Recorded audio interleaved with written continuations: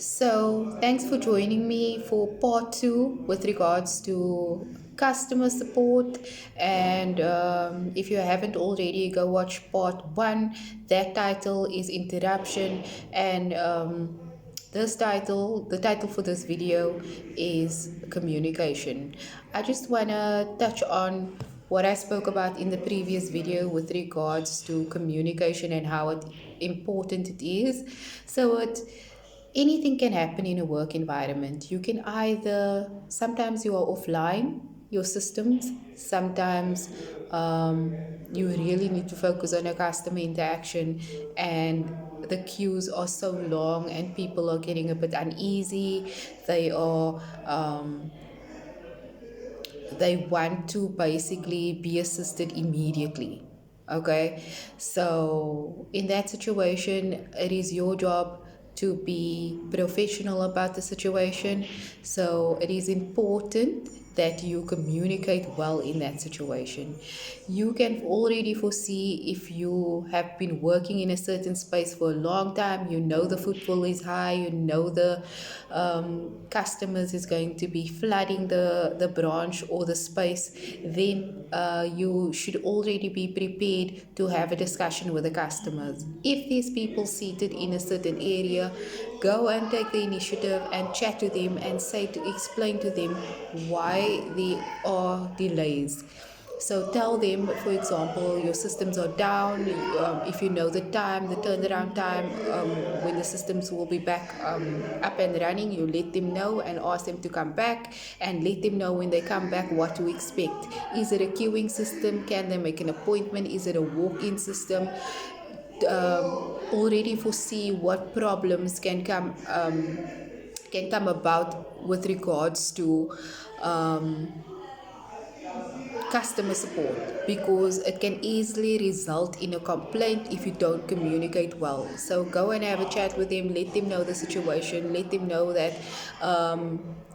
you're busy with certain interactions, it's going to take a while, and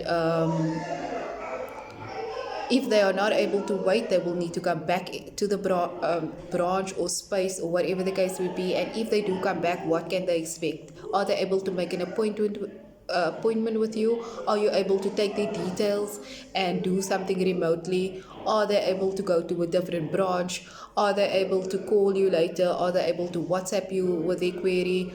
Are there online channels that they can access, etc. Let them know the communication part is very important, because it can take a good customer experience to a very big complaint and cause serious brand damage for your environment where you're working, or your overall company.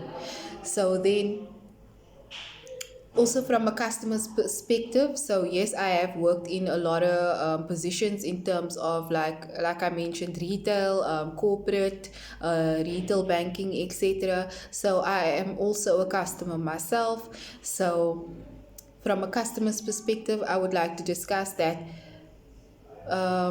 when it is that you need to do something, especially with regards to a service interaction, you know that you might not be assisted immediately. So make sure that you have the day off, or you have enough time to wait in the queue, and you are prepared to wait a little bit before you are being assisted.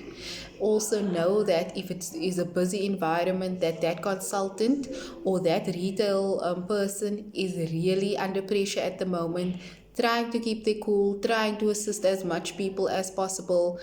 And we don't have to make their lives any more difficult, unless it's of course a life or death situation, because that person even though everything is happening around them, they are still remaining calm in the situation and they still want to assist you. So, from a customer's perspective, do take that into consideration and do think of these things when it comes to people that work in busy environments. And I also want to mention that if you are that person, you are the person working in such an environment, make sure that you communicate properly. If it is, for example, you at a till and the lines are long and people are screaming and people are commenting, and you've seen lots of people for the day already, and you just are not in the mood right now for the next comment coming your way. You know what I mean? So try and remain professional. Try and keep you cool. But what you need to be doing is focusing on the person in front of you. You don't have to tell the person that's standing there second last in the line what's happening. That someone else can do, and there's probably a manager around that can handle that type of queries. But for you, you need to be focusing on the person in front of you and make sure that if you have, for example, technical difficulties or till issues or whatever the case may be, you need to tell the person in front of you what the situation is so that they can understand, because by now you've seen so many people, you don't list to say it again, you're not in the mood, and now you are just doing your thing but you're keeping the customer guessing. So the problem with this is the customer is seeing you for the first time, and they're observing you for the first time, so they seeing you as the brand. So when they leave there, they're gonna tell people that they don't want to shop at that place, the brand, because this is the type of customer service they get. You know what I mean? That's the type of impact you can make as an individual to an entire brand. So while they're standing there, they're looking at your face, they're looking at the interaction, they can't wait to get done there, but now you're experiencing technical difficulties. That is your job to tell them that apologize for the delay and let them know your situation, and tell them, please, do you mind coming back another time, or give them some solutions as well. If they still want to complain about the situation, then let them do that. But as long as you did things the proper way and you were professional and you did your job the right way. So I just wanted to give all perspectives from a customer's point of view. Make sure you have the time to wait.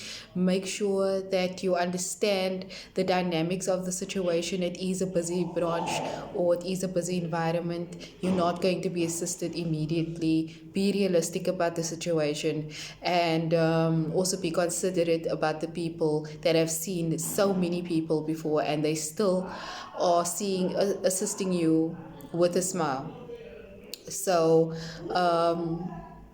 because you yourself have a job, and you yourself need to face the same problems when you go to wherever it is that you are working. So do have that consideration when it comes to people that work in busy environments, but also it is the duty of the people that's working there to make sure that they communicate well. They are telling the person in front of them what the situation is. If there's a whole line of people commenting and just jumping in and trying to start a whole negative party, you just focus on the person in front of you, and you maybe go call the manager or someone like that to go explain and calm the environment, like in general. But you focus on what you can do. Make sure that people don't affect you in terms of like when your face is like, they can see on your face like now you are unhappy, or by now you skipped your lunch 2 hours, or your colleague just took your lunch hour, whatever the case may be. It's none of the people's business that's there. What they need to be doing is receiving a good customer experience, and that is your job, and that is in your control, and you can either win at it, or you can do really well, really bad at it, and then it results in you either losing your job, or you getting a warning, and you causing reputational damage for your business.